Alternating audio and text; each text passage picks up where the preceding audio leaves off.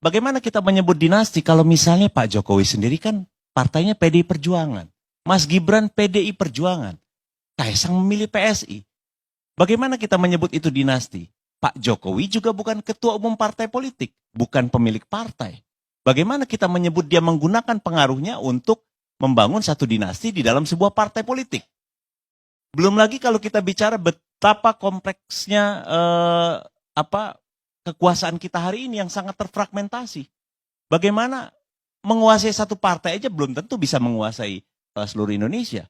Partai pemenang pemilu pun suaranya bukan suara mayoritas ya Bang Pandaya, 19,8%. Artinya tidak ada kekuatan yang dominan, tidak ada kekuatan yang hegemonik sehingga apa yang dikhawatirkan terkait bahwa apa yang disebut dinasti itu dengan sendirinya terbantahkan. Ini bukan dinasti. Yang kedua, ini tidak akan bisa punya pengaruh yang besar di dalam sistem politik Indonesia yang demokratis dan begitu cair.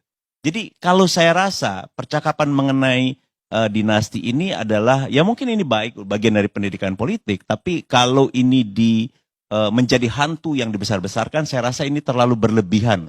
Partainya beda, sistemnya terbuka, dipilih bukan berdasarkan sistem tertutup di mana orang tua memberikan kekuasaan kepada anak atau keluarga. Kira cukup. Jadi nggak ada masalah saya kira Bang. Mau dijawab? Mas Ginting, sebentar. Saya biar lebih terang bahwa representasi media internasional Reuters itu memberi penegasan langkah-langkah Jokowi mempersiapkan kedua putranya baik sebagai calon wakil presiden dan Kaisang sebagai ketua umum PSI dengan penegasan dinasti politik. Ini Reuters melempar sampah di depan istana, di depan PSI, bahwa perilaku ini adalah nepotisme dan kejahatan di dalam demokrasi. Sebentar. Ada kata-kata itu Sebentar di saya liputan diam, Reuters. silakan di browsing. Tadi Bahwa ini melempar kekuasaan saya nepotisme, ada memberikan kata-kata itu. gambaran, makanya kalau dalam politik itu. Kalau nggak ada, sebentar, artinya sebentar. bukan. Anda dengar dulu. Jangan Anda selundupkan satu definisi yang dapat merusak tatanan demokrasi.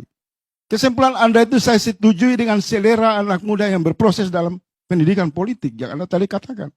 Tetapi di ruang publik ini, terminologi dinasti politik adalah traumatik dalam sejarah nasional kita.